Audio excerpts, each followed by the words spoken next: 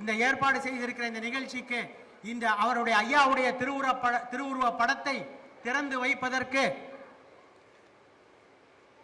ஒரு பொருத்தமான அறிஞர் வேண்டும் என்று நாங்கள் யோசிக்கவே இல்லை. இதுதான் உண்மை. கன நேரமும் நாங்கள் சிந்திக்கவில்லை, கன நேரமும் யோசிக்கவில்லை.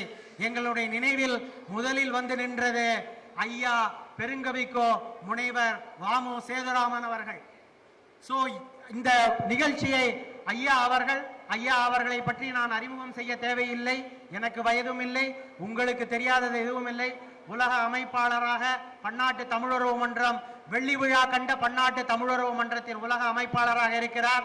மத்திய அரசு ஒரு விதமாக பல போராட்டங்களுக்கு பிறகு நம்முடைய தாய்மொழியாகிய தமிழ் மொழியை செம்மொழி என்று அறிவித்துள்ளது உங்கள் அனைவருக்கும் தெரியும்.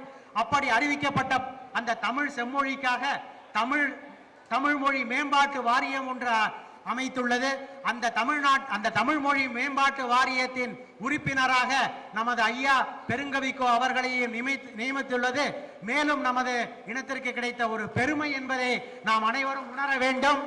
ஆகையால் ஐயா அவர்கள் எம்மின் இனத்தை ஒன்று சேர்க்காமல் இறுதி எமக்கு வாராது, எம்மொழி உலக ஆள வைக்காமல் எங்கள் உயிர் போகாது என்ற சூளுரை மேற்கொண்டவர் ஐயா அவர்கள். ஆகையால் அவரை இங்கு வருக வருக என்று வரவேற்பதில் பேராசிரியர் கலைமணி ஐயா அவர்களின் குடும்பத்தில் சார்பில் நாங்கள் பெருமகிழ்ச்சி அடைந்து பெருங்கவிக்கோ ஐயா அவர்களை பேராசிரியர் அவர்களின் திருவுருவ படத்தை திறந்து வைத்து அவருக்கு மலரஞ்சலி செய்யுமாறு மிகுந்த தாழ்மையுடன் பணிவன்புடன் கேட்டுக்கொள்கிறேன்.